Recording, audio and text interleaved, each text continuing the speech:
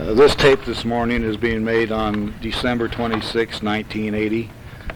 My name is Gerald Hurley, and I'm interviewing my mother, Vera Annie Clarke Hurley, to obtain information pertaining to her family for the family genealogical records.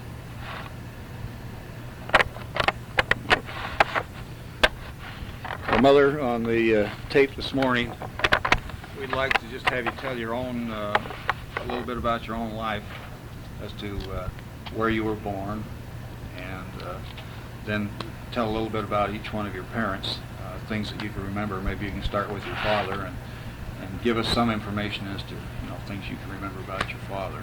Mm-hmm. And anything you can't remember, that's all right. We'll just fill in those things after, Mm-hmm. Well, I was born March 11th, 1907, in Salt Lake City at 833 13th South. My mother's name was Lily Lucy Elizabeth Westwood Clarke.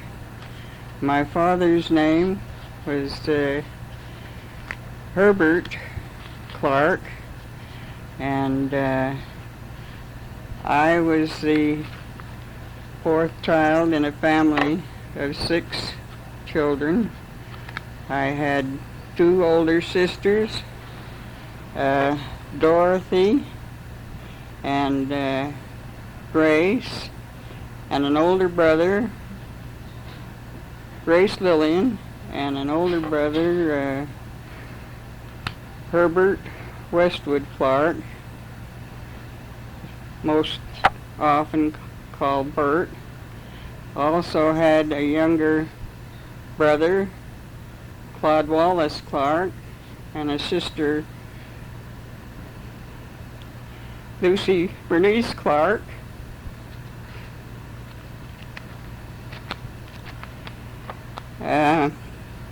My father was a barber for many years. My grandparents having paid his tuition to go to barber college, which he later returned to them. And he operated a shop for many years close to the OSL Oregon Short Line Depot, and pretty much in that same area within a few doors all of his married life. You remember, Mother, what time they moved up to 13th East? How old were you? Or 13th South? Or 13th South? Well, let's see.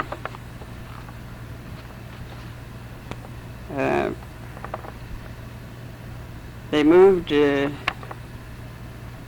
not sure the year that they moved in 13th South, but it was just prior to the birth of Bert, as I remember. And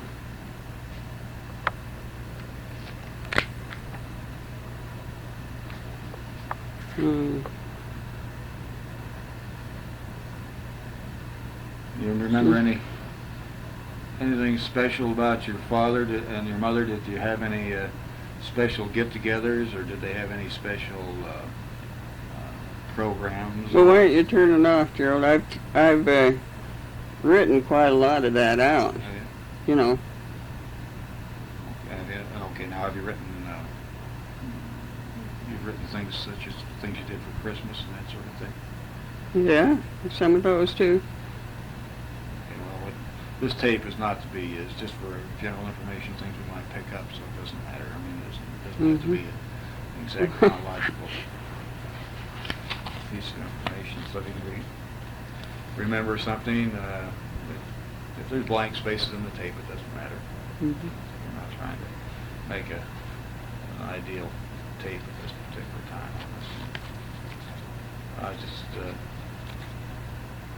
How many pages of history have you written on yourself? I don't know that either. But I Why don't got- you turn it off and I'll give you the You're worried. information that I have written, and then if there's anything additional from that, why then I can give you that. Huh? I wouldn't need it on the tape then. I was just wondering, I know they had all that fancy leather chairs and that sort of thing. I was just wondering if you could tell us anything about those.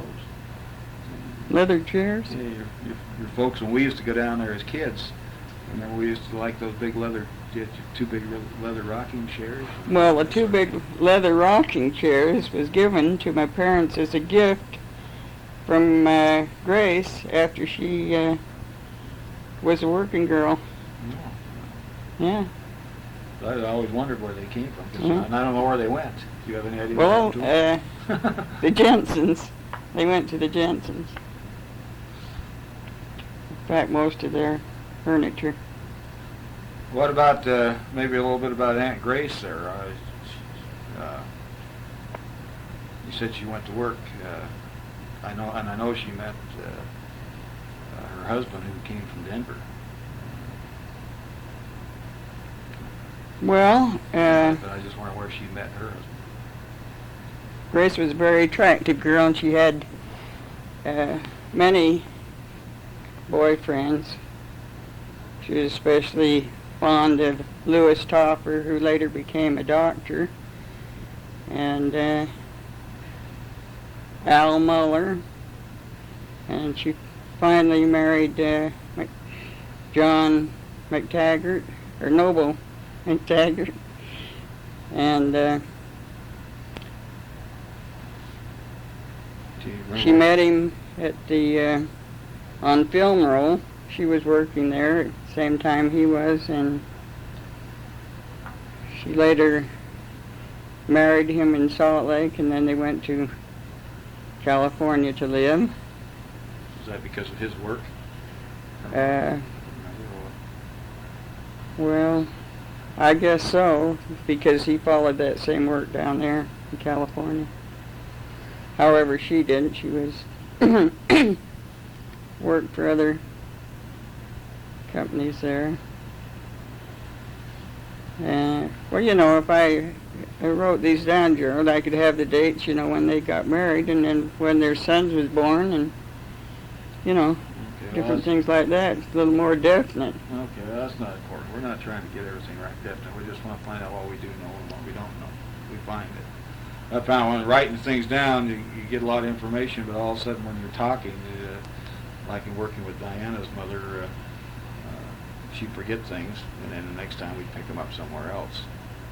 And Mhm. so, and we don't know what questions to ask sometimes, because we found that all of a sudden she'd come up with something that we didn't even have the slightest idea about, and so then it'd be necessary to ask a question and learn more about. So the thing I just learned about is what were the outstanding features that you remember about your father? You were just think right now, just thinking about your dad. What type of man was he? Maybe you might start stature-wise. How big a man was he? And then possibly what were some of the things he liked to do? Did he do any hunting or fishing or anything of that nature? Or did he like to read? Or just things like that you might think about your dad.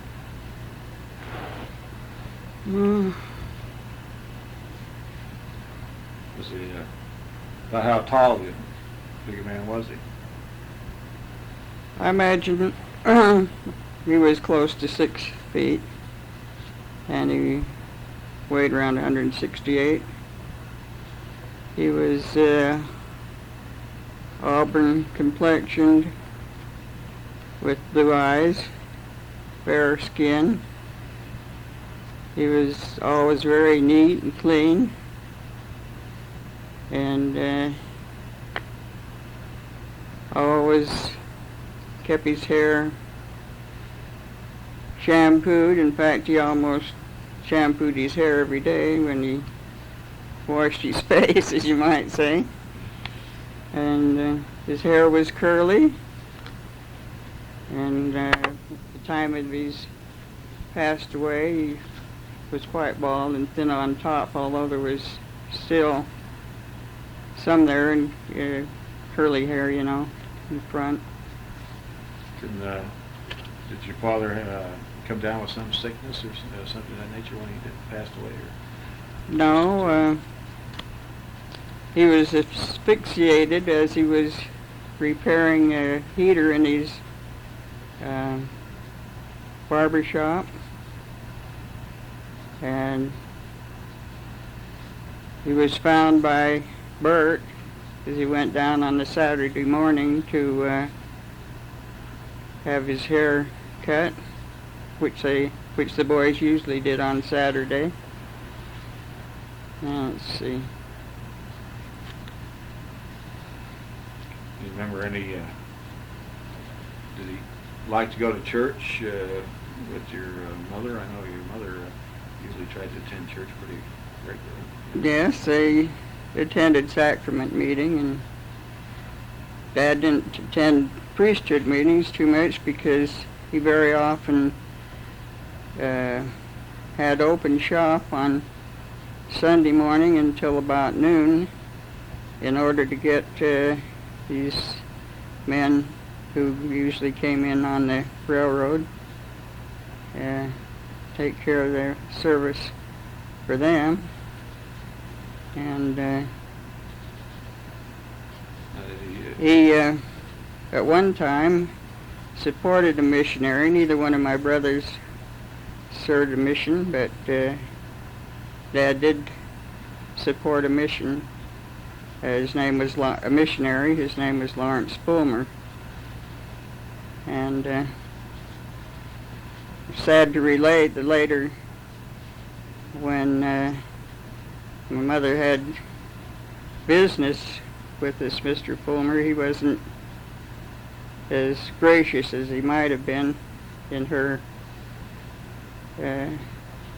interests. Was that after your dad passed away, you mean? Yeah.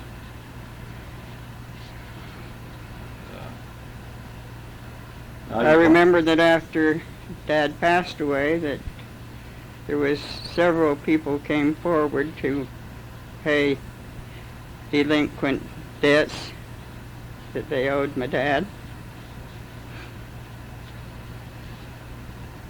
Did your dad run his shop 7 days a week, or did he take one day off during the week, or and what kind of hours did he run? I know their hours are a lot different. He went down early because most of his customers, or a good percentage of them, I understand, was men from the railroad like that around that area.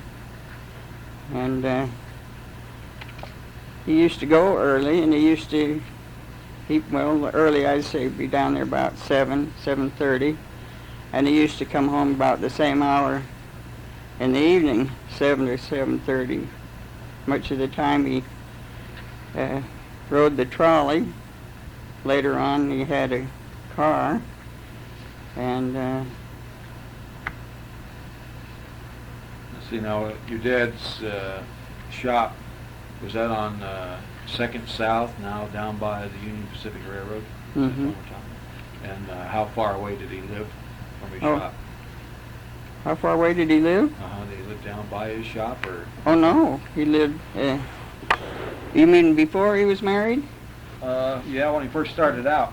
Where did he live? Well, we might ask that question as to where he lived when before he was married in Salt Lake. Well, he did live in the downtown area there. I'm not sure. It was around there, not too far, you know, from the railroad station there. I've never been to the house or never saw the house, but then later when he and my mother were married, they lived right there at 84 N Street, you know, on the corner of N Street and First Avenue. That's where her folks had property, their own home, plus another duplex, over and under duplex it was, and they, right after they were married, lived there. Is that for a short time before they built their home on 833 13th South. Was that on the corner there on Mhm. N Street? Which corner was that? Was that northeast? It's northwest? It was the southwest corner, and one building, the main building, still remains there. No, is that your mother's parents? Is that where they had a store? There. Mhm. Yeah, combined with the home was also a store which my grandfather and grandmother operated for many years. That's where your mother was raised. Mhm. You know, I just like to learn a little bit more about your father. Can you remember any of his? Did he have any special interests that he enjoyed? Did he play a musical instrument, or was he interested? He didn't in play a music? musical instrument, but he loved music, and quite often he would go to I believe it was the Gem Theater on State Street, where they had beautiful organ music. He would go there just to hear the organ music. And he didn't do much fishing because he didn't have much time with the type of work that he did and the hours that he was necessary for him to follow. He enjoyed working in the garden, that is, in keeping up the surroundings of our home and keeping up his home. He kept it well painted inside and outside, and trees trimmed and like that, shrubbery, the grass. I was wondering on the house on 13th South. Did your dad and mother build that house, or Yeah, from scratch? I think I mentioned that. They built their home on 833 East 13th South. Yeah, I didn't know they built that right from scratch or not. I just wonder now also whether your mother and your dad had any special things that they liked to do, like together. Whether they went Well, out I one day think a they- week or something like that. you I know. think they met at a church dance, and before they were married, they did quite a lot of dancing, but I can't remember them going to any dances after they married. About your own relationship with your father, can you remember any special occasions that, or events that things you might have done with your father, or just as you were growing up, or did he tell you, like maybe sitting on his lap and telling you stories or anything of that nature? Well, I remember after we got a Ford car, we took several trips, one up to Yellowstone, one to Bear Lake, several trips down to Provo, where we had friends who had a large fruit farm. Very good friends of our folks and family. In fact, they helped the folks out at different times when some of their children were ill. They took some of them, kept them, especially when Grace had scarlet fever.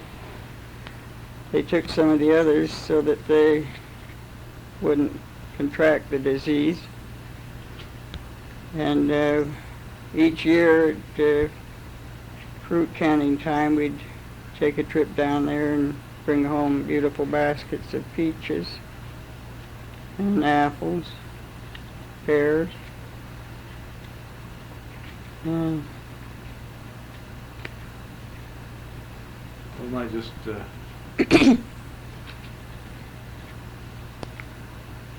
you think maybe later on you'll think of something, more about your dad.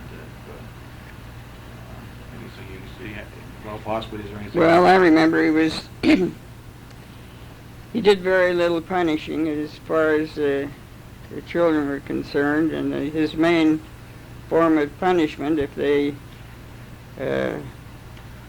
was displeased with them at the table and like that, he'd just turn their chair to the wall, and that's about his height of his punishment. And of course, well, we understood him, so that was almost as serious as a spanking, because we knew he wasn't in his favor at the moment. And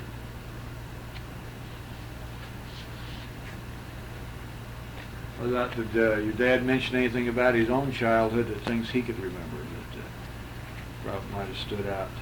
well, he was 7 years of age when he came with his mother and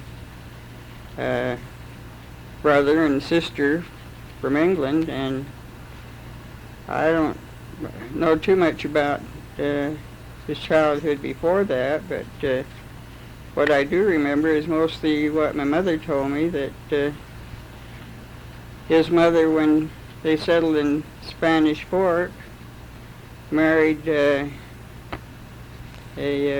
man who was polygamist. He had another wife, and that situation didn't prove very satisfactory. So she had it with this man. She had one son, Arthur, and she was unhappy at the treatment that her second husband inflicted on her children, so she moved with him to Salt Lake and proceeded to raise them and care for them through working for other people, mostly housework. And she was very religious, and I don't know what else. I was just wondering, can you remember what the fellow's name was, just for the records? So Well, I'm not positive. I think his name was Robertson. I don't know his first name. Might be able to get some information on that from Llewellyn, because I understand that somehow Grandma's second husband was somehow related to Llewellyn's husband in some way. what's Llewellyn's last name? It's not Robertson, is it? What's Llewellyn's last name? It's not Olson. I imagine through a grandfather or something. Maybe her husband's grandfather or something. I don't know. Okay, he's not so important anyway. It's just a matter of having a name in the record.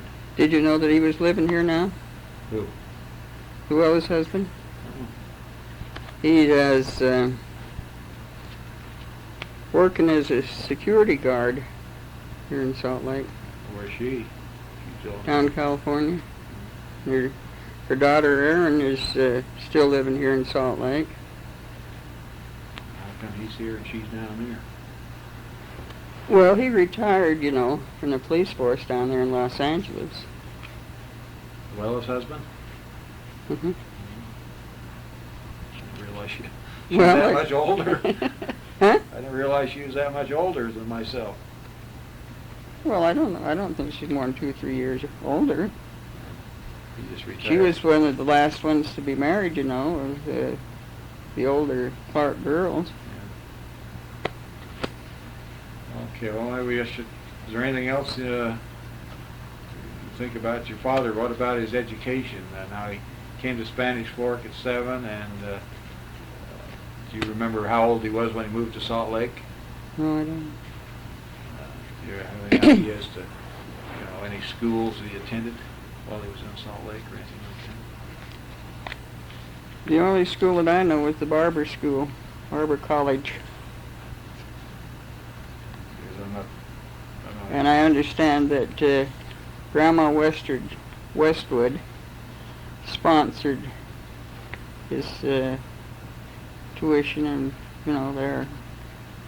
And then when he established his barber shop, he repaid her. What? This is going to sound terrible. No, all we're doing is collecting information. We're not trying to make it sound. We don't care how it sounds. In fact, have you heard your Diana's mother's? It goes all over and fades in and out and jumps and clicks on and off and everything else. Well, you haven't even clicked this off once to get my breath and my thoughts. Well, neither one of us are too good at probably talking on No, tapes. I'm not too good at talking anytime. Yes, you are. You're better than you think you are. I know that. Better than you give yourself credit for. Mm. But I just wanted you to remember, do you have any idea what year it was that your dad came over? You said he was 7 years old. Well, that could be figured out. I don't know off the top of my head. Okay, well, let's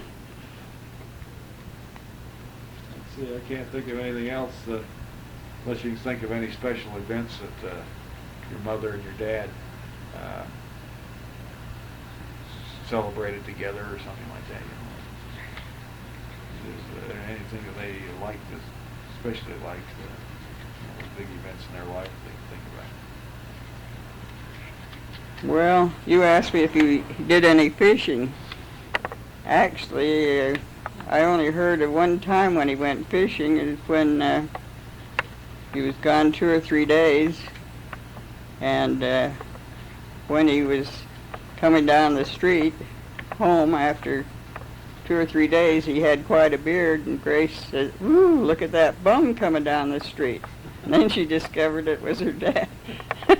So I also remember that he took a short vacation. People didn't take vacations from work like they do now. They didn't figure that it was their privilege, or they'd earned it, and they were usually had their own shop, and they didn't have all that opportunity to leave, They were kept pretty close. But anyway, one time my dad took a vacation for about 3 days. He established a man to take over for him, and when he returned 3 days later, the fellow had been there for 3 days and left just before Dad returned, and he left with all the proceeds of the 3 days. So I know. that's the way that vacation turned out for him.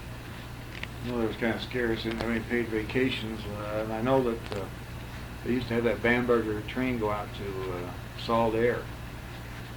Yeah. Do you remember any going out to Salt Air? We had some beautiful trips to Salt Air, riding on those open cars. That was one of the big, it was the most important resort at the time, was going out to Great Salt Lake and taking our lunch, swimming in the lake. At that time it was possible to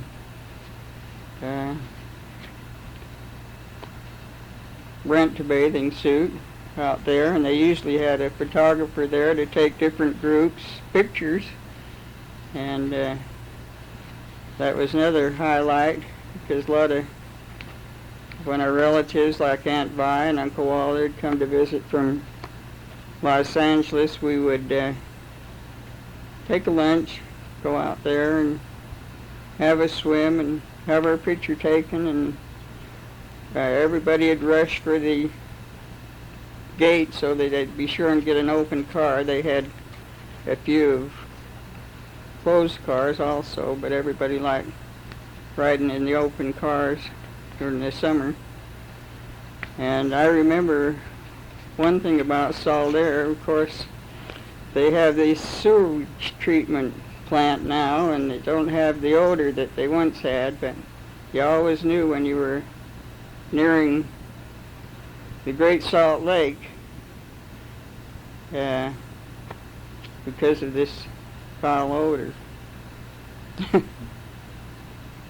That didn't affect the beaches or anything like that? No, I don't know how it was, but they seemed to be able to keep the beaches clean. They didn't have the beaches too much, so as much as they do have now. You know, I mean, they went mostly in to float on the salt water. Can you remember the hours those trains run? I'm wondering about your parents. Did they ever take the Bamberger out to the big dances out at Saul there, and then the trains come in late at night? I imagine they did when they were younger. They, at Saul there, had the largest ballroom west of the Mississippi for many, many years. It was a beautiful ballroom, beautiful floor, and a beautiful building. Until it was caught fire, it was practically destroyed. It was rebuilt, but it never was the same. It never was pretty. I remember going Had a out. big dome on it and was all lighted up at night. It was really a pretty sight. There was one other resort. It was called Wandamere, which is now a golf course. But it was quite pretty at one time, with lawns and little bridges, and also had these terraces where we could take our lunch and have a day's outing. Most of our outings were on Sunday because that was about the only day my dad was free, you know. Where was that park? Wandamere. Where's that located? Well, it's Here in Salt Lake? 27th South and 7th East. It's now a golf course. That was once Wandamere Resort. Mm-hmm. It's a Nibley. Nibley Golf Course now. Mm-hmm. There's still a few little remnants of Wandamere Park there if you look. What they have, they have like, merry-go-rounds and that sort of thing. Was that the type of thing park it was? Or I don't remember whether they had any merry-go-rounds. just picnics and boating? Yeah. Boating there? Yeah, I think they had boating too. And then Liberty Park, for many years later on, we enjoyed many outings at Liberty Park, which was, of course, not far from our home, only 3 or 4 blocks there. We used to meet with my mother's sister and family.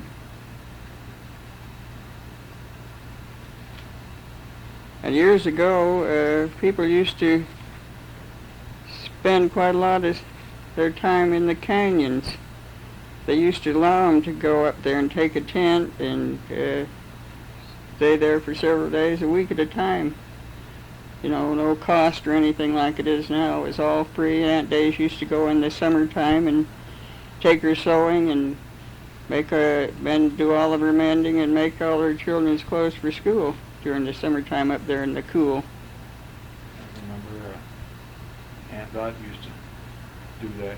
Yes, Aunt Dot used to go with Heine. He used to love to fish, and so she'd take her mending, her book to read, her letters to write, spend her time doing that while he fished. Or during the week, whether your mother used to take her children and go down to Liberty Park quite a bit. Your dad was working, so I was wondering. That used to be Well, they had tradition boats. or anything she used to do. Take you down there once a week or something like that, just to Oh, no. take you out. No, maybe 2 or 3 times during the summer. They had swimming pools down there. That's where Aunt Neat learned to swim, was at Liberty Park. So it's the same sort They of- had boats. Yeah, no, it used to be a good place down there. Yeah, For both done of away us. with those boats, and it was a. They used to have ice skating too on the lake down there. That's where my two brothers learned to play hockey, you know. Yeah. And they had a lot of good winter evenings down there and afternoons. And they used to have a hot dog stand there, and the kids would buy hot dogs and skate. It was their chief entertainment during the winter. They didn't have all this skiing and all like they have now. Yeah, I still remember the Liberty Park. In fact, I remember the hot dog stand and stuff they used to have right along the road there. I mean, right next to the road. Yeah, Did 5 you- cents. Did your brothers ever get down there fishing? Did they have the fishing there at that time also? In that lake? I remember there was a lot of fishing on that. No, I don't think they ever fished. I don't think they ever fished in Liberty Park, but they may have. I don't remember. I can't recall that they did, but they may have.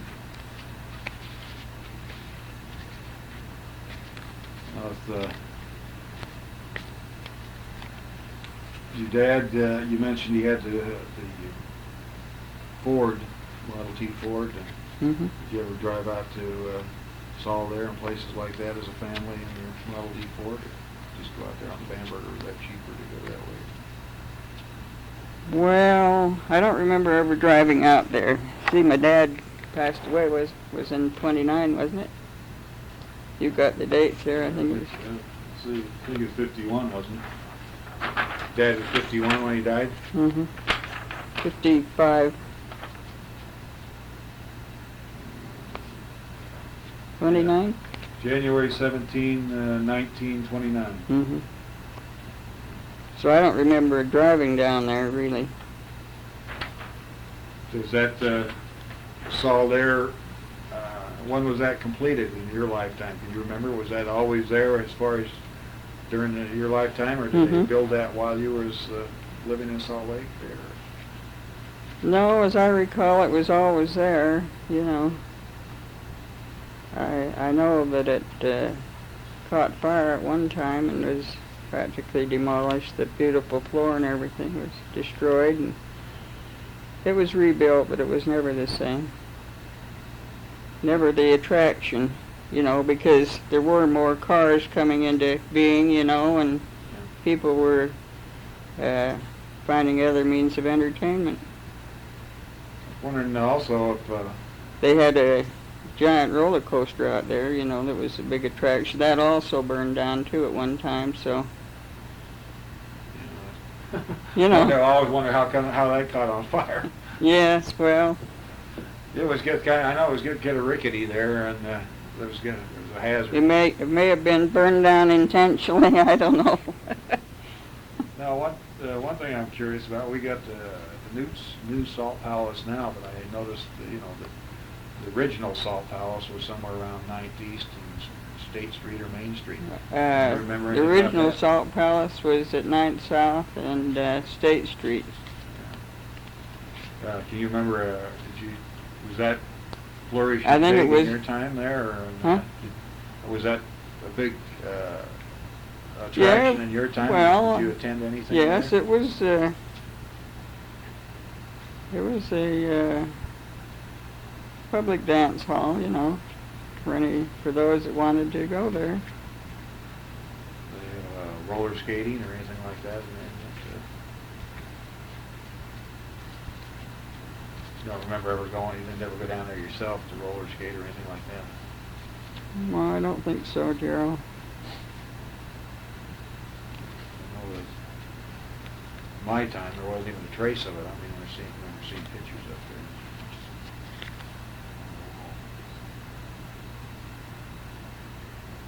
Well, how about might just talk a little bit about your mother, and you mentioned that she was raised up on N Street, on the avenues there, and what basically we might reflect in your very early years, maybe prior to going to school. Can you remember anything specifically about your things you remember about your mother? Well, my mother's childhood was spent in the home that I previously mentioned on N Street and First Avenue on the southwest corner. Attached to the home was a general store that her folks established there, had established for many years. Prior to that, I understand that her father was a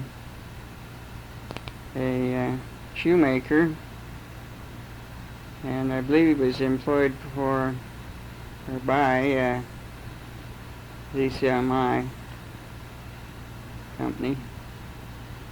But all the years that I can remember, they had the store on that corner. They had 3 daughters. Lily, my mother, who was the oldest, and then Daisy, and then Violet, and then a brother, William, they called Willie. And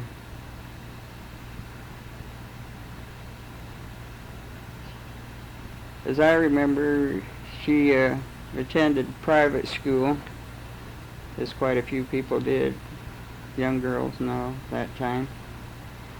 And later, during the years that her father was a missionary in England, she worked doing housework for a family of school teachers, and she sent money at different intervals to her dad to support him on his mission. This is a long tape. Oh, that's good. Yeah, I just want to make sure I did get along when I got a 2-hour tape. Oh, Gerald. But it runs an hour on You each should have side. told me what you were going to do. Maybe I could have recollected some of these things, memories.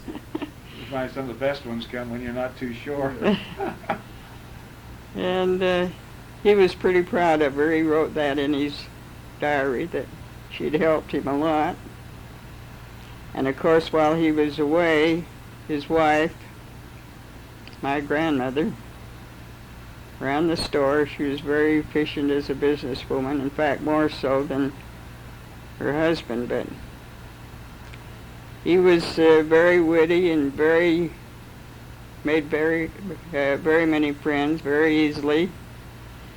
And he seemed to be able to bring in the customers in that respect, that way. And Grandma, she kept track of the money, and she also made friends through helping the neighbors. She was very handy at nursing. She was very cool-headed and calm, and whenever accidents in the neighborhood happened, they'd always run for Annie Westwood.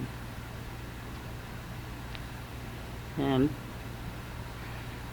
the two of them really had a nice business establishment there because of their combined personalities and way of making friends.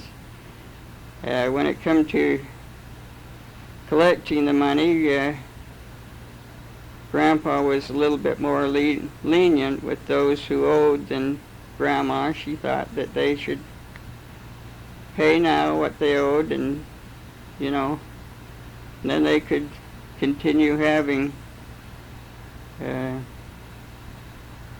favors, or a little leniency when they needed it. But she liked the payment now. Grandpa was a little bit more compassionate, I guess you might say, with some of those that were a little late at paying. And probably not quite the business person that Grandma was. Grandma was a wonderful cook. I'm told that she learned that in England for a short time before she left England.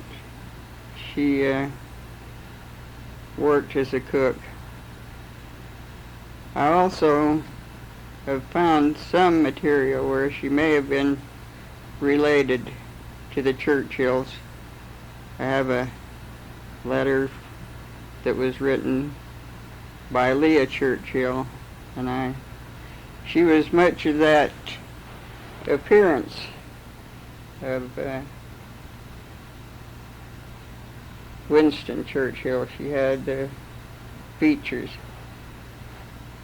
round, chubby stature, and facial features also.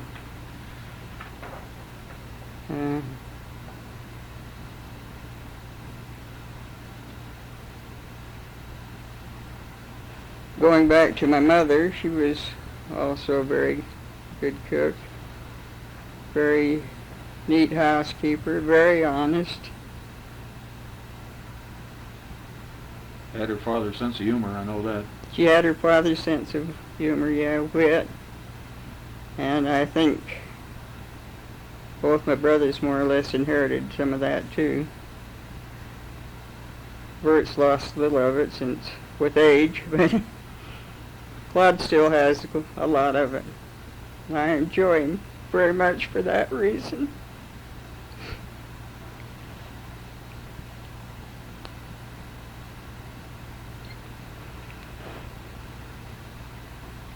I know you. Well, I can't think of anything else, Gerald, right now. Well, okay, I just wonder, I can remember you, since you're talking about your grandfather, I remember you telling that you used to ride with him or something in the wagon or something. Do you recall that? Well, yes, I remember very well. On Saturdays, he would come with an order of groceries to our house, which was quite a trip in those days, with the horse and wagon. It was an open wagon, and he'd bring an order of groceries to Mother, and to each of his grandchildren at our house, he'd bring us a little bag of candies and cookies from the store, each bag labeled because there were certain things in each one for the age of the child, you know. And we really looked forward to those Saturday trips. And then, like I say, he had other customers around. He had one southwest of our home where he used to take an order, and this family in particular, as I mentioned before, weren't always able to pay for their groceries at the time they were delivered, and he was inclined to be a little easy with them. He'd sometimes take one or two of his grandchildren along with him down to deliver this order, and then stop by and leave us off on his way back home. Maybe we can stop here, Mother, and then you can reflect upon your own mother and your relationship with her a little bit more next time, and then Yeah. we'll get together on that one. Mm-hmm.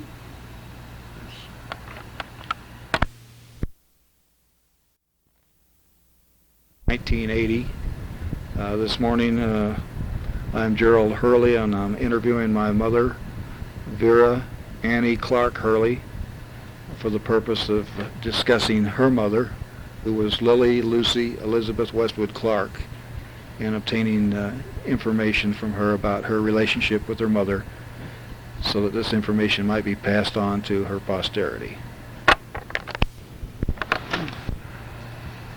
Mother, you mentioned that when your father came over from England that he also had a younger sister, and I was wondering if you might be able to give us her name and tell us a little bit about her life and some of the things which happened in it, as to who she married and so on.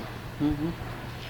Well, his younger sister, in fact his only sister, was named Gertrude, and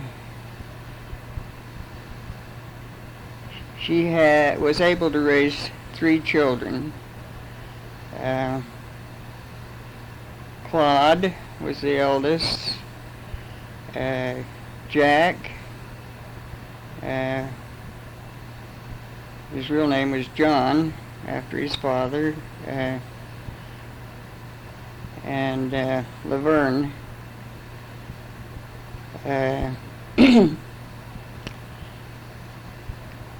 She married John Illingworth, who was later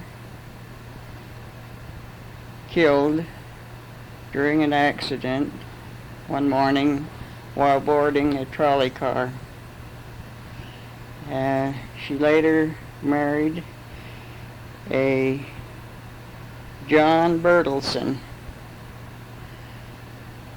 and his son also married Aunt Gert's daughter, Nancy. They have no posterity along that line. Jack had no children, as I remember, nor did Claude.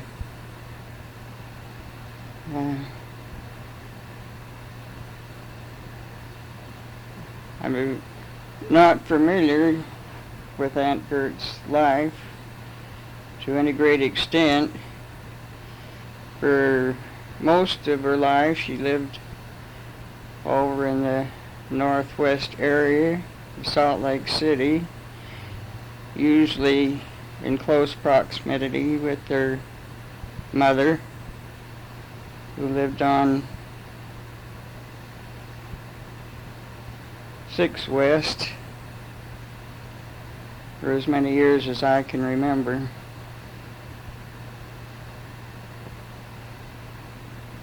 Aunt Gert was not of a religious nature, and therefore it's been a little difficult to obtain information regarding their family life.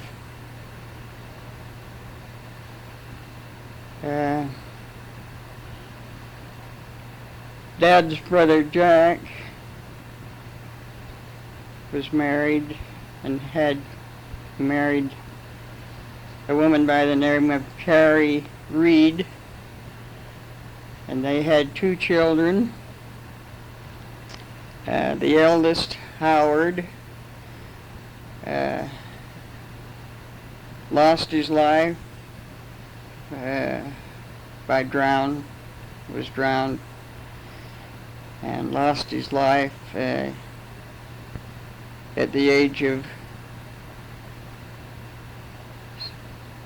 19, and his mother, I don't know if I should tell all of this or not, should I? You know, Now, this will all be recorded, you know. yeah. Now, you're speaking of Aunt Gert's children. Which one was drowned? I'm speaking of Aunt Gert's brother's children, John. Oh, okay. Which was her stepbrother. No, he's not a stepbrother. He's a full brother. Okay, we had Aunt Gert. You had your dad. See, Gerald, if I wrote this down, it'd be so much more plain. I'm getting all confused, you know. Okay, I mean, well, and so will you be when you go to read it. Well, no, we won't, because we're going to separate this information. What I'm wondering now is, there was your father, and then there was Aunt, who was Herbert Clarke, and then he had a sister, Gertrude. And now she had a brother, John. Mm-hmm. Which they called Jack. Who they called Jack. Okay, and so actually there was 3 of them in the family? Mm-hmm. Oh, so you Actually, there was 4. There was 3 in their family from England. Herbert, Gertrude, and Jack. Oh, okay. By her second husband, Robertson, whom she married in Spanish Fort. There was one son, Arthur. Okay. All right, that clears that up. So then you're telling us that Jack had, how many children did Jack have? Jack had 2 children, a And son and a daughter. the son died by drowning. Right. And what was he doing when he drowned? You said he was about 19. Was he boating or fishing, or where did he drown? No, he was just swimming. He was diving from swimming. In a swimming pool? Mm-hmm. Okay, do you have any idea where that swimming pool was at around here? Salt Lake, any special park or anything? I think it was a municipal, Just, out north Salt Lake there. Oh, Hot Springs maybe? Mm-hmm. Out that way. Well, not Hot Springs, no. Municipal was right there almost in town, right? Well, around first or second west. Did he bump his head, or what caused him to drown, do you know? Well, yeah, he broke his Cramps. neck, I think it was, at the time. Oh. He was diving. See, I could get that much clearer if I... Oh, that's all right. We won't go any farther into his life because he's not along the Well, main don't you line. want me to tell about his sister? All right. He had one sister, Vera Clarke, Okay, go ahead. Tell us about that. because her name is the same as mine. It could be enter into confusion, Okay, go ahead. And Vera's mother passed away at an early age, and Vera went to live with her aunt, her mother's sister, and they resided in Bingham Canyon for many years. Better turn it off. Okay, so We'll get back on another track. all right. So Because Gert. I really don't know much about Aunt Gert, see. All right, that's all right. She died young, also. You're saying, Aunt Gert? No, I'm not talking about Aunt Gert. You told me that. I'm talking about Uncle Jack's Yeah. children. One was drowned, the boy, Right. in a diving accident, Municipal Springs, and Vera. He was one of his. Vera's Children. mother passed away Oh, I at a see. young age. Okay, so Jack's wife died at a young age. So his daughter. What happened to Jack himself? You know how long he lived or Well, anything like that? I don't know how old he lived to be. He was very crippled with rheumatism, what they now call arthritis. He had to give up his work at a early age because his hands were so crippled. He was no longer able to roll cigars, which was his occupation. Hand rolled cigars. Okay, Mother, what we'll do now is we'll turn this tape off a minute and then let you read your history of your mother as you've written it down here, and then maybe I can ask you some questions after that pertaining to your relationship with your mother and some things that she liked to do.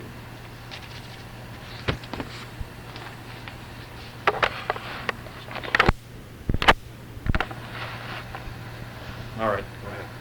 Lily Lucy Elizabeth Westwood Clarke was the eldest child of William George and Anne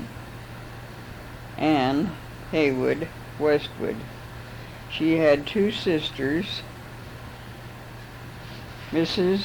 David H. Daisy Saunders,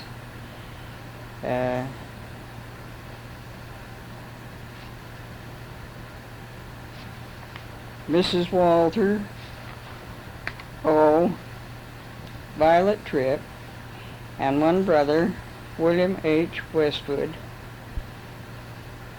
All had preceded her in death.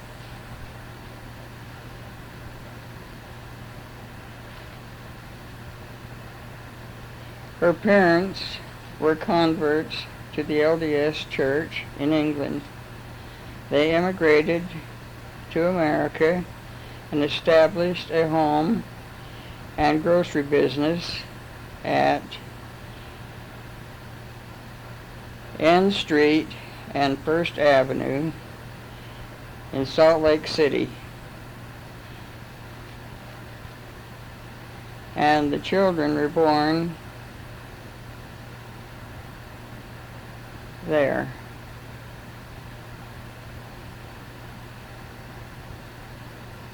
Her parents were very devout church members of the 27th Ward, her father having been secretary of the Sunday school for many years.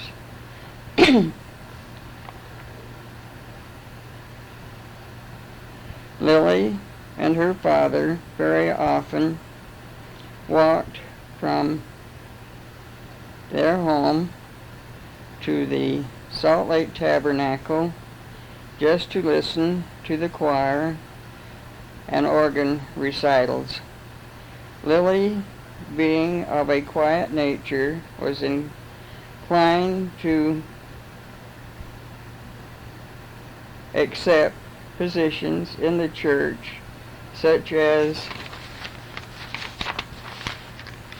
Relief Society visiting teacher, which position she held for many years. She had a strong faith and testimony, and it was this faith which carried her through the trials which she was called upon to bear during her lifetime. Her father later returned to his native England to serve a 2.5-year mission for the Church of Jesus Christ of Latter-day Saints. At the time, Lily was a young girl of 17, and as recorded in his diary, worked doing housework to help support him while there. She seemed exceptionally fond of her father at all times, and there was no doubt that she loved him dearly. He had a quick wit, some of which she inherited. Lily was of a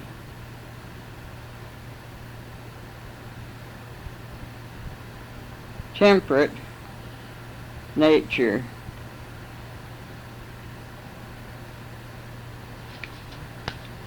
Lily's mother was the business head in the marriage, as she thought Willie was much too soft-hearted when it came to giving credit and later the collecting of such debts. She had much ability as a nurse and was called upon during many neighborhood emergencies. She was a wonderful cook.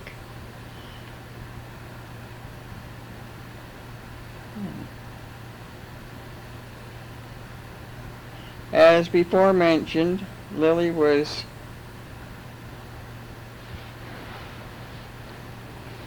quite disinclined to do things of a public nature which would attract attention.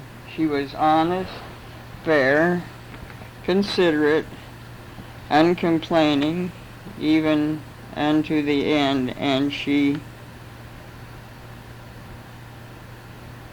as she grew very tired. I'm sure there were times when she was not happy with her situation in life, but she seldom made the facts known unless questioned by others. Sometimes not even then. She had very good health, with the exception of a period when she had high blood pressure. She was never in a hospital nor on a special diet. At the time of her passing, at 90 years of age, was taking only vitamin tablets to sustain her strength, but no medication of any kind. She enjoyed all foods, but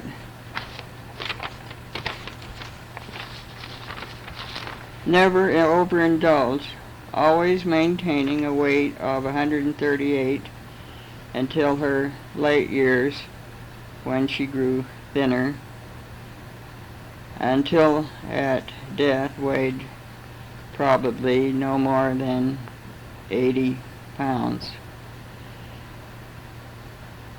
She looked forward to her reunion with her loved ones who had preceded her in death.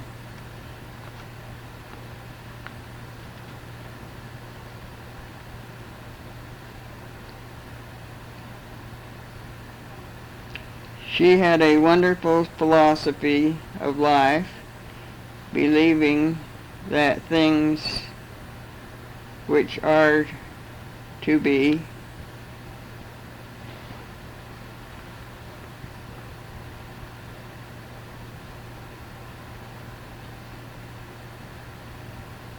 will be, or that there are many things which happen in life that we can do nothing about, which we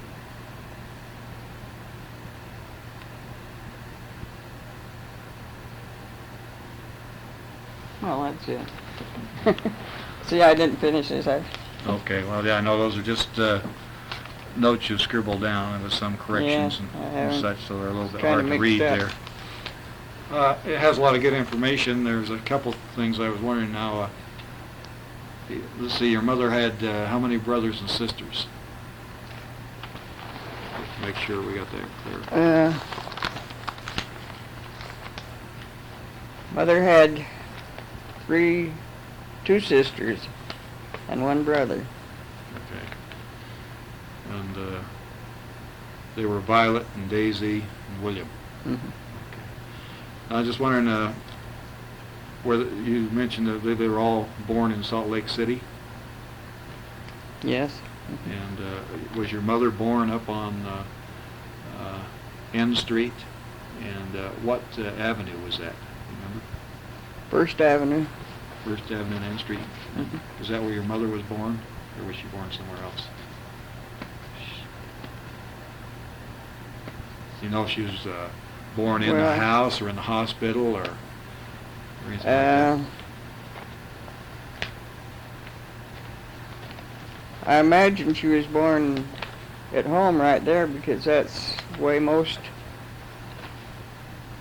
births were taken care of, at that time. And that right there on N Street then. Mm-hmm. And I just there was two homes on N Street there, and now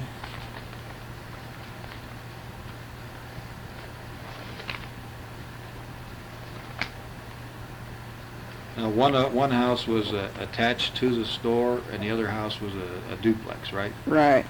Over and under duplex. Right. Okay. And the store was right on the corner. Mm-hmm. And the house was it on the other corner, or was it up? It's on the west of the family home. Oh, okay. So it was right next door, or was there a house in between, or what? No, it was right next door. It was on the same lot. Okay.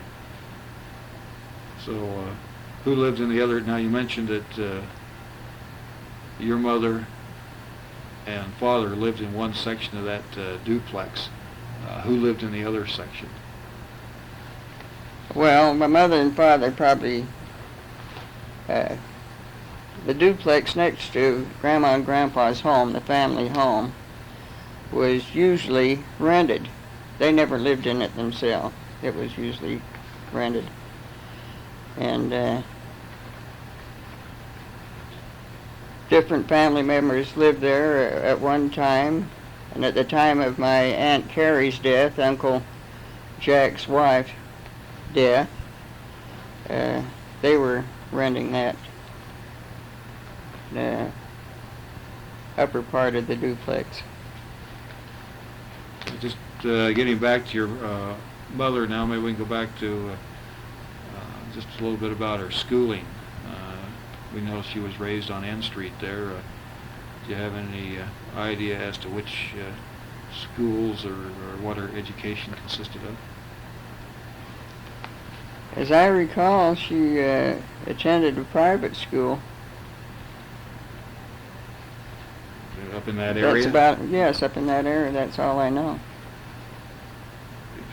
I don't know if They had many private schools at that time, you know. And as I mentioned before, you know, she worked for school teachers also. So,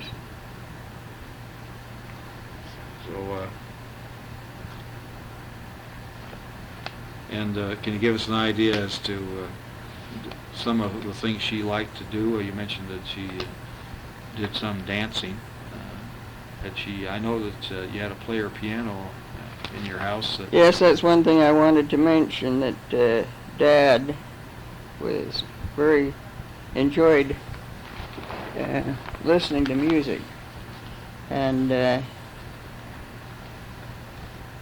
he bought his family a Brunswick graphophone and also a player piano, which gave us much enjoyment.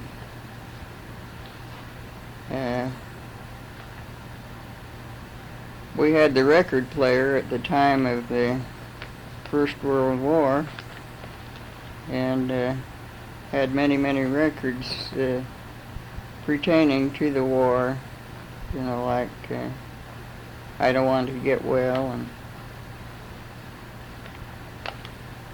different ones like that. Did anybody ever learn how to play the piano outside of...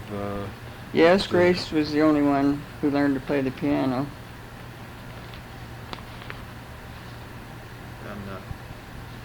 And on your mother's interest in her childhood, can you remember anything that she mentioned which was outstanding in her life that she enjoyed as a girl doing?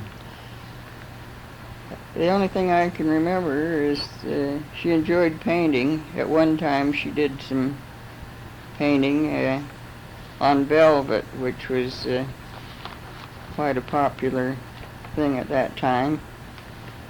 And there's one remaining picture that Bernice has possession of, which she painted.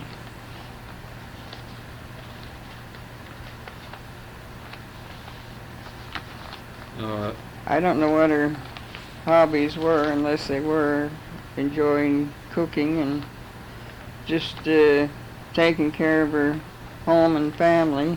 She did a good job of that. Okay, before we get to her family a little bit more, do you have any idea where she met her husband? Yeah, I mentioned that yesterday at a church dance. Oh. That's where they spend a lot of their time at church dancing. It's where the young people met and spent their time then. Which ward was she in then? 27th? Was that? I've got to check on that. I'm not sure whether it's 22nd or 27th. Now, when she lived down on Windsor Street and 13th South, what was the number of that ward? What ward was she living in there? That was their 31st ward. Now, I know your mother, when I used to go down there is when I was young and help her bring up the coal and the wood and that sort of thing. She used to feed me tea and milk. I was just wondering if that was, what were some of her specialties or things that she liked to cook when you were growing up, things that you could remember? Well, Dad being English and Mother being of English descent, their chief meat was beef roast on Sunday, and along with that was the roast potatoes, which are cooked right along with the meat, and also Yorkshire pudding.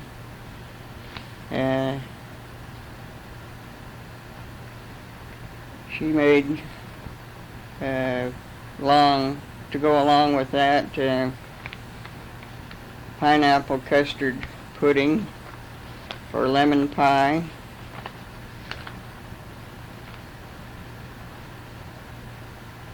On Saturdays, she'd usually bake bread, and we'd have grape jelly and biscuits.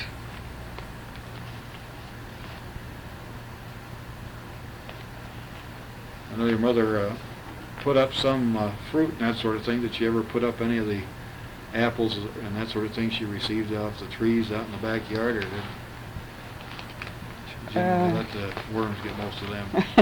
Yes, the worms got most of the apples in the yard, but like I previously mentioned, we would make a trip once or twice each fall down to Provo to obtain most of our canning fruit, peaches and pears and apples.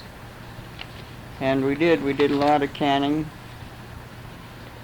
and made pickled onions and mustard pickles, canned tomatoes. Well, people didn't purchase all those things from the stores then. They used to do most of that themselves.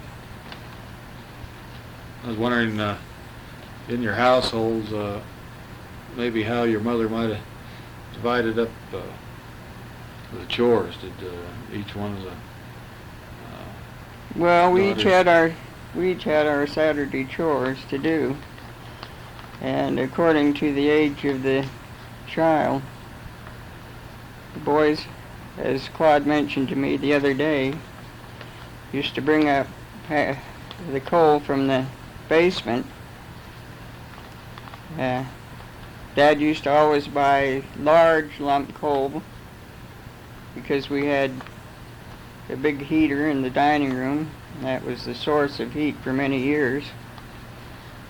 And he bought the large lumps because they lasted longer, and so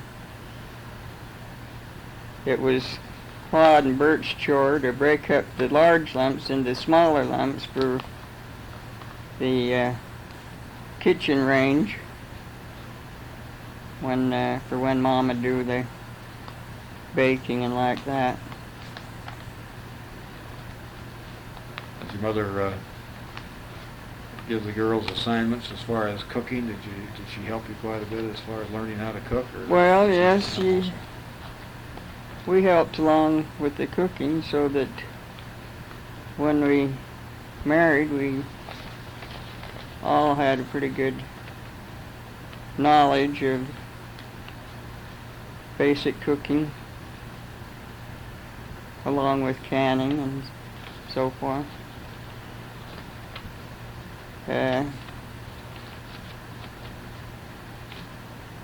Grace was the piano player, so she was sometimes had set herself to doing that instead of doing her dusting. I can remember that on Saturdays. Maybe give us some description of the house as to how many rooms it was in it. And I know that later on in the years that Aunt Pete and Uncle Ken, that the house was split in half and they lived in half of it. But prior to that time, tell us how many bedrooms they had. Tell us a little bit about the pantry. I know the pantry was kind of interesting. That was later changed into a bathroom. But, Yes. explain that house to us. Well, we had the house consisted of a large kitchen, a large pantry, a large dining room, a large parlor, which we seldom used because of heating conditions, and one large bedroom and a smaller bedroom, which my mother and dad occupied, and then the boys used the back porch that was glassed in. Later on, the house was remodeled into, when Mother became a widow, and the large pantry was converted to a bathroom, and a huge clothes closet on the other side of the house was converted to a bathroom also there. And part of the large bedroom was converted to a closet to take place of the one that was converted to a bathroom. And Mother occupied one side of the house, and the west side was a rental to bring in some money for her livelihood.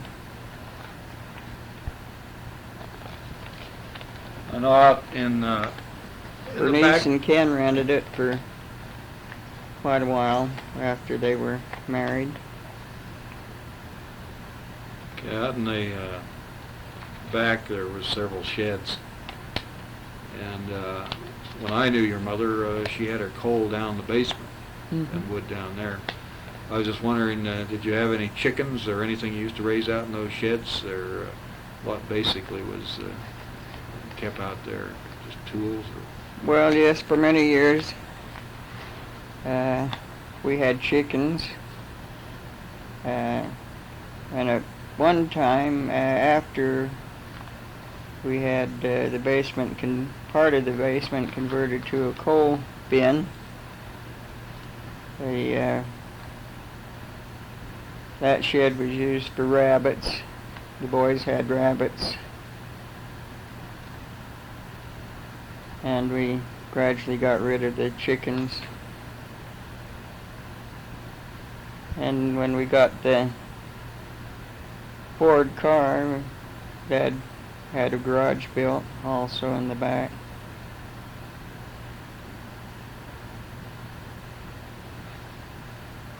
No, I was wondering about your mother. I noticed that aside from having a lawn and some nice lilac plants, beyond that she had quite a flower garden. Was that one of her Yes, for many projects? years we had on the west side of the path going up to the sheds in the rear of the yard, we had a vegetable garden, and also the north end of the lot we had a flower garden. That's one thing Mom really did enjoy, was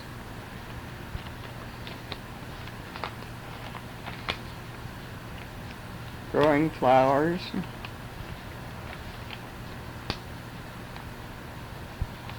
Can you remember what, did she have a favorite type? It seemed like she had roses along that one. Yes, we had roses, marigolds, snapdragons, golden glows.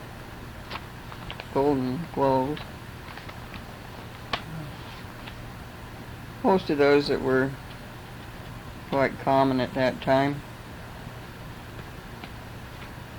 I know you had one of the, appeared to me, one of the nicer yards in the neighborhood, and that you had the... Well, Dad spent a lot of time in the garden, and of course, after he passed on, the boys took over, especially Claude, because he was living at 923 Yale Avenue, for quite some time. And he took over to help Mom with the yard work.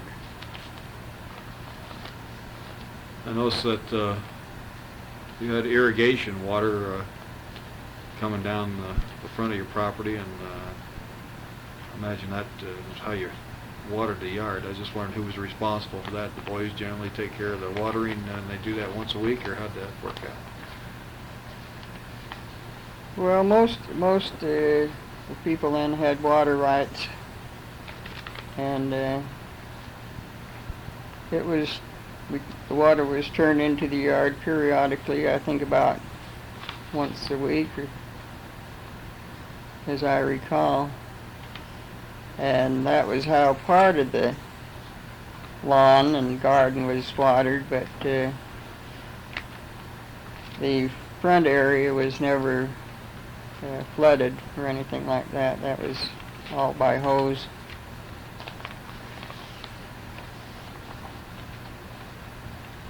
We also had a hedge around two sides of the house, on the corner side, and that took quite a lot of work and care to keep it in good condition.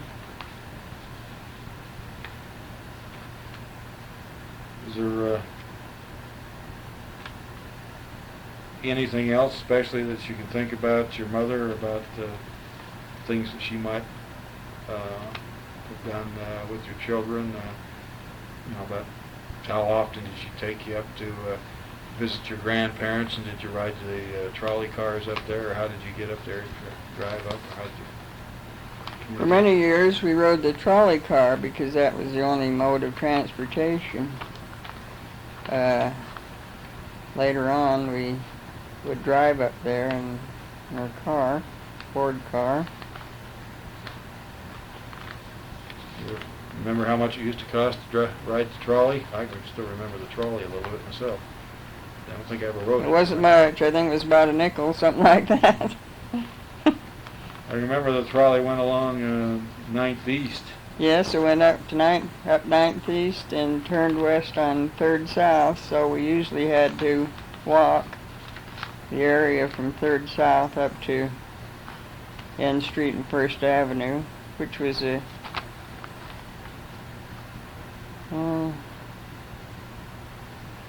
good-sized walk. I remember on one Christmas when it was snowing, before we got the car, we walked from there up to Grandma's.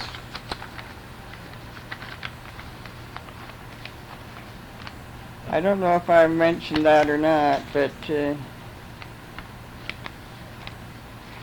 all of Aunt Daisy's family was there at Christmas. That's when Grandma was living in the little home on N Street.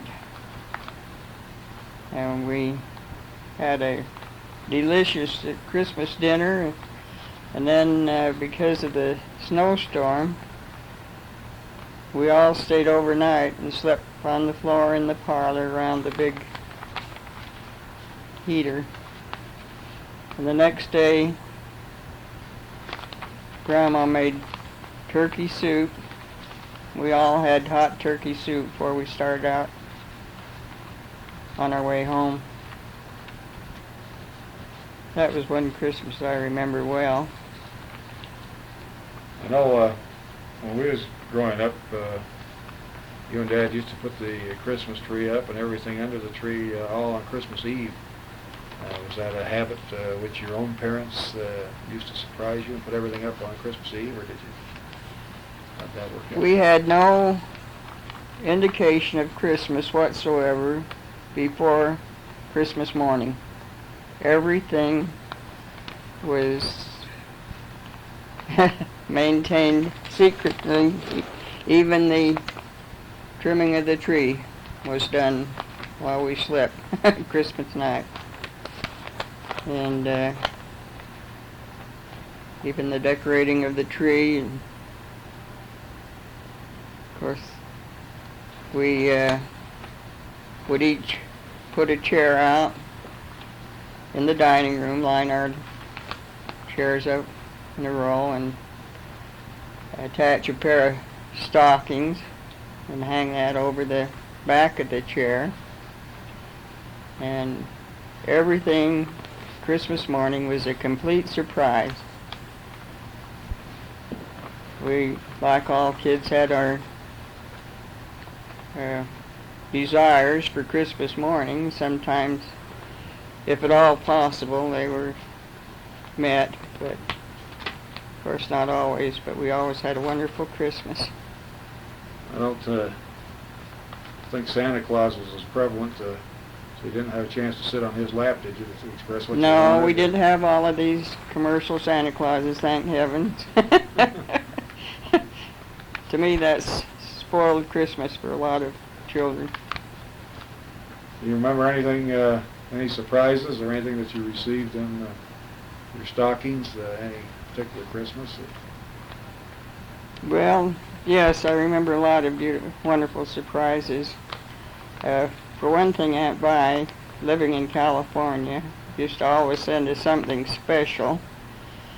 And I remember one year she sent me a ring, and the next year she sent me a silver thimble, and just little handy things like that, as she did to all the others, girls want and eventually need.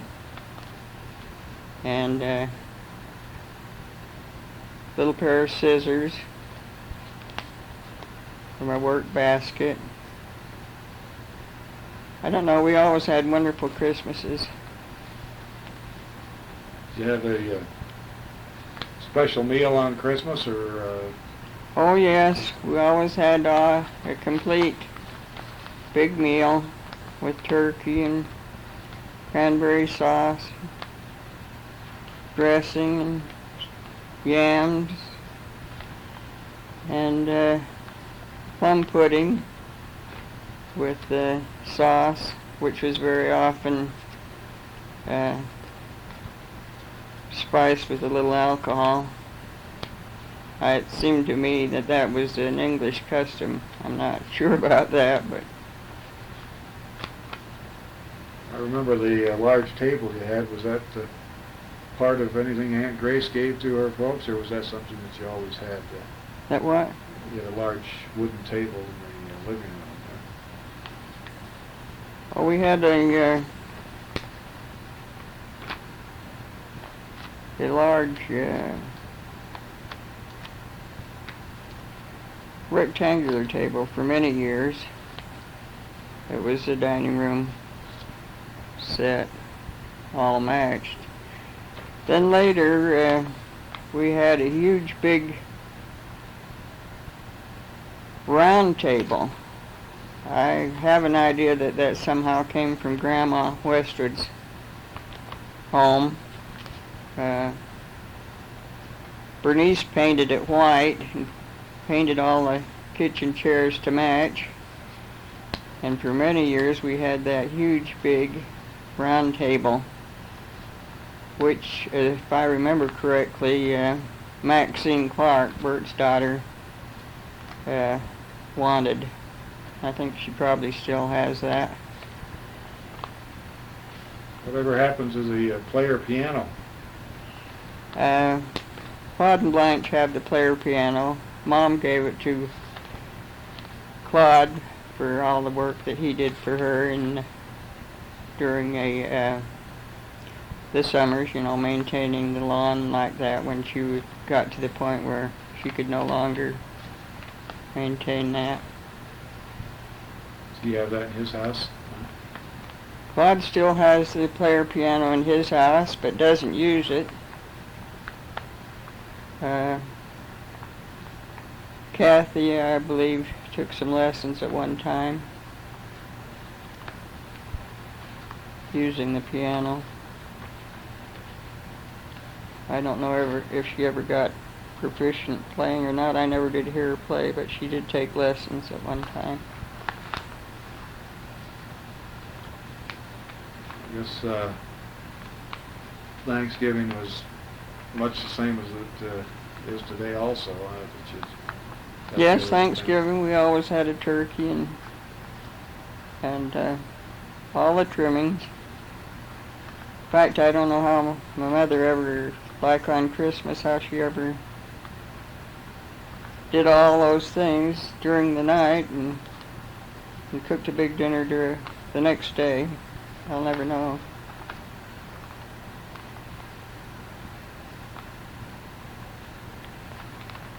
Is there anything else that you can remember as far as your Christmas celebrations? Did you receive dolls? Did your dad or your grandparents or anybody make dolls, or did you?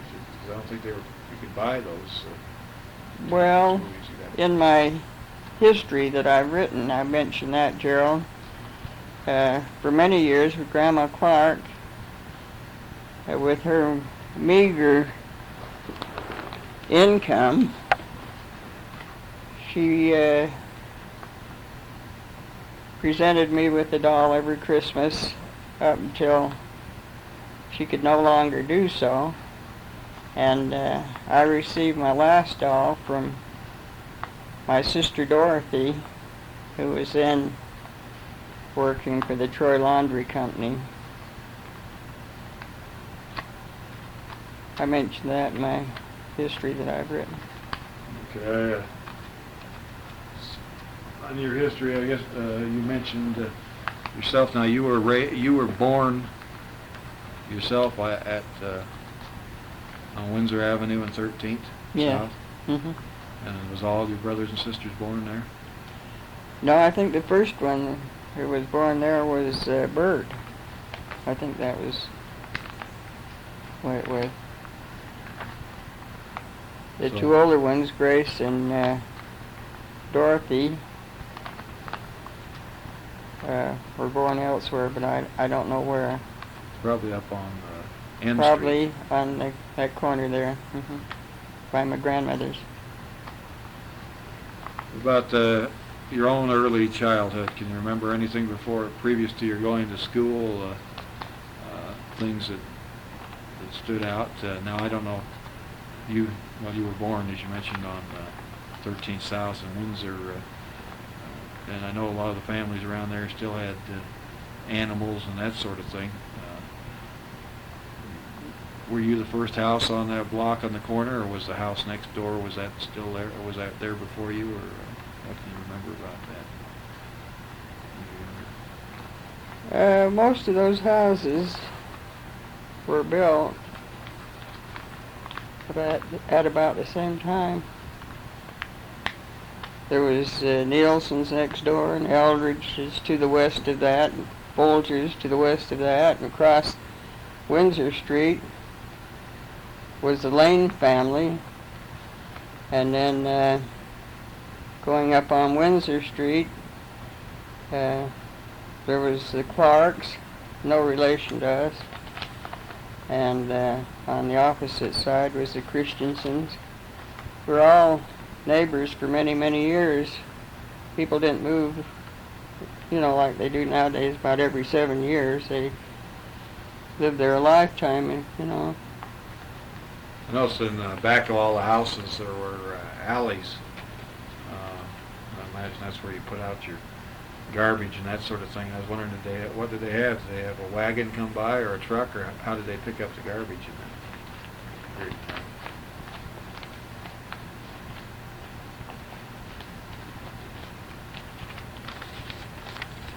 Funny, I can't remember that, but I know that that's where we did deposit the garbage. I can remember years later when I was there that they used to have a big garbage truck come down through there, but I didn't know if they had those. I know they didn't have those trucks probably in your time. Maybe they did some type, but I thought maybe they might have a wagon or something come along with horses or something like that. You can remember. It seems to me that they had an open wagon, like large open wagon. Funny, I can't remember that. I do remember one thing that was a big highlight of our lives as kids, and that was a horse-drawn wagon, Putman Ice Cream Company, and they'd come around on Sunday afternoon, and Dad would go out with a big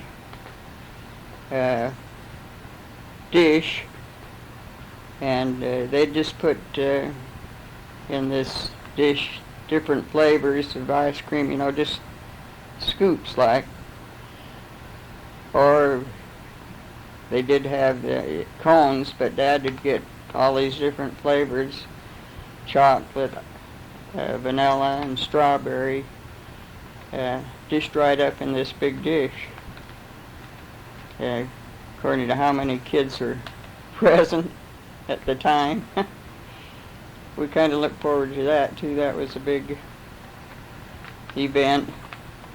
And there's one thing I forgot to mention too, that on the corner of 3rd South and State Street was Pollitt's Candy Company, and they also had a bakery, and they used to sell these nice big hard crust rolls with the soft centers, and Dad very often transferred there on his way home, and he'd pick up a big bag of these hard rolls, and also peppermint striped candy that was cut in rather large chunks, red and white striped candy that we all enjoyed a lot. And, you remember your mother, did she generally bake bread at your house, or was it? Yes, Mom baked all of her bread, and along with the loaves, she'd bake a big pan of biscuits that she used to serve with homemade grape jelly. That was something else that we all enjoyed a lot. I was wondering,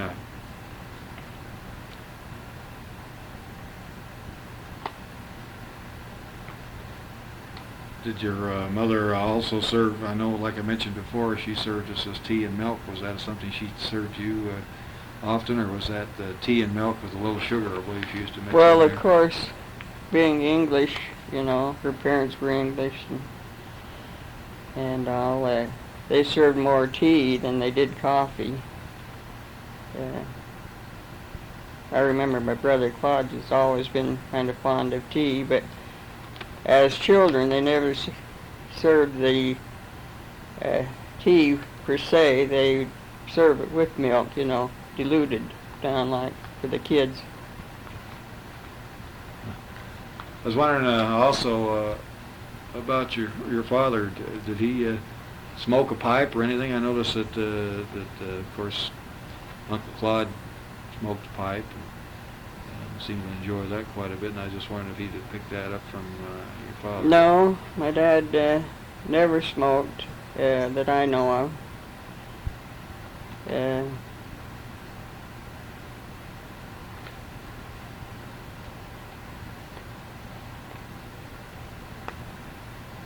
Nor my grandfather.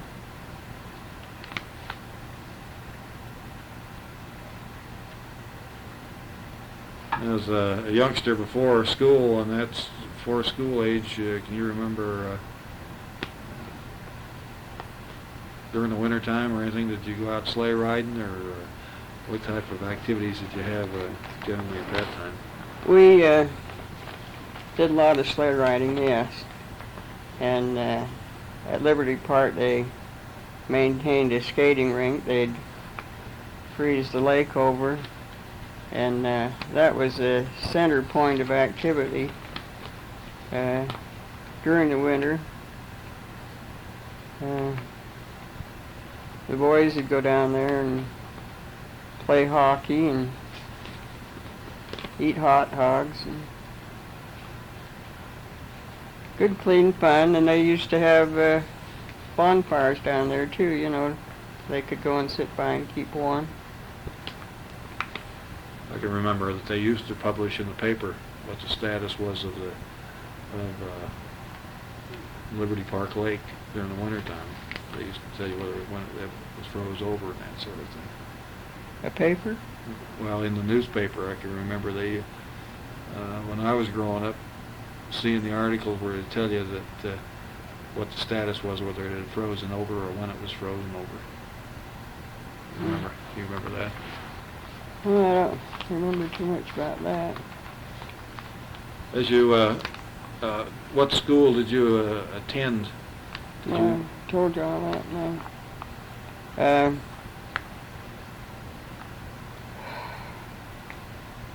Was that Emerson School? I attended the Emerson School. And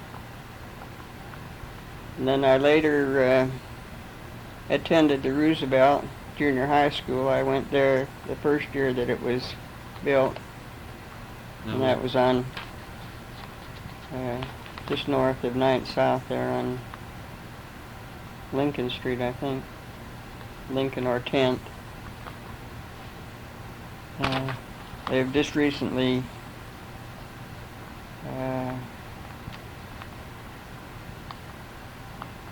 built a new Emerson School.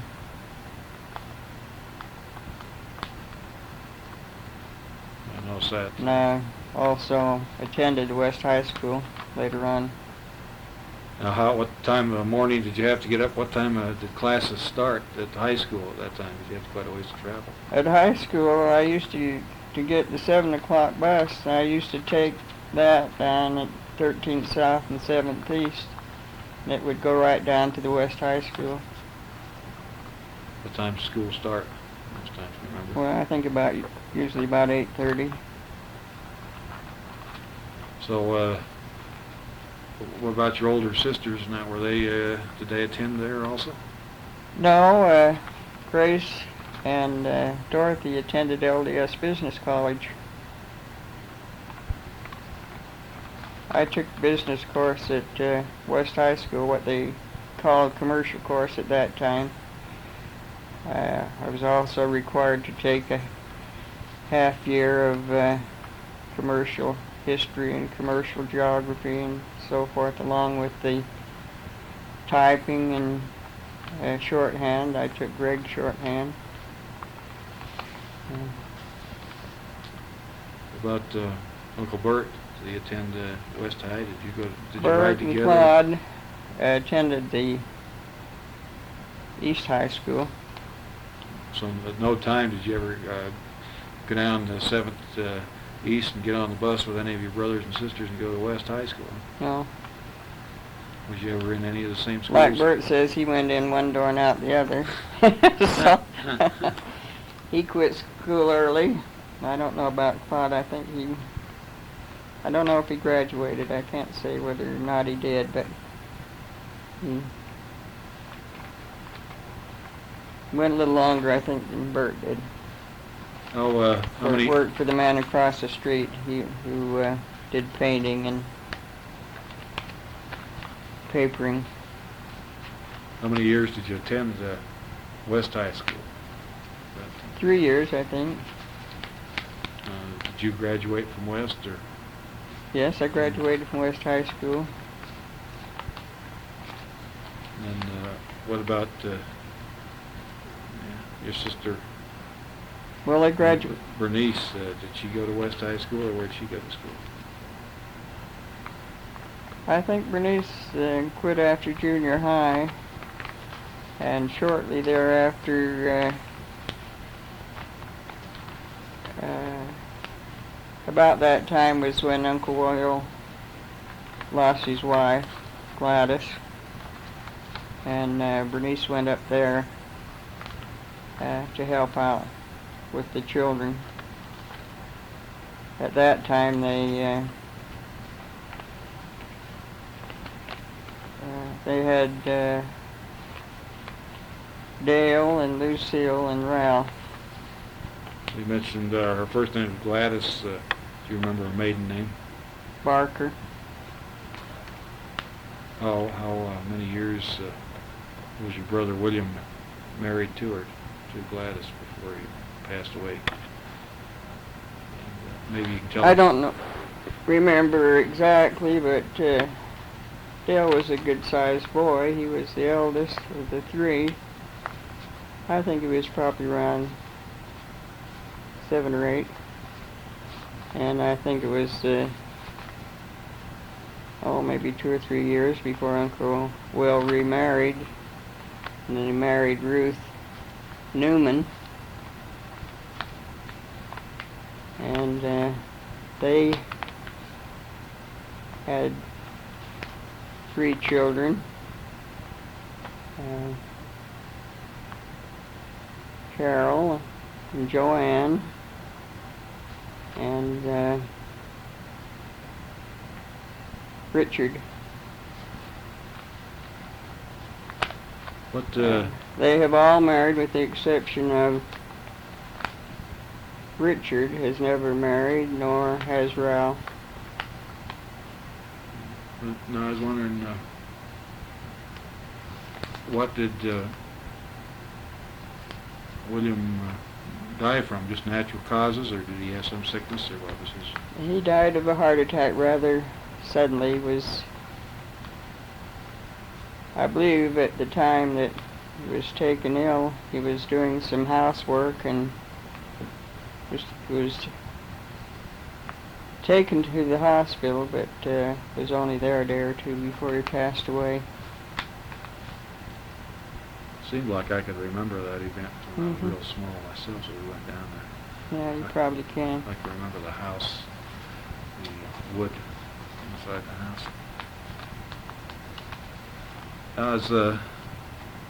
Do you remember any special events or anything that might have stood out during your elementary or junior high school or high school days? Anything that was particular that you liked best of all, or anything that... Mother, we've about reached the end of this tape here, so why don't you hold your answer and we'll put another tape in, then you can continue there. Okay. Greg.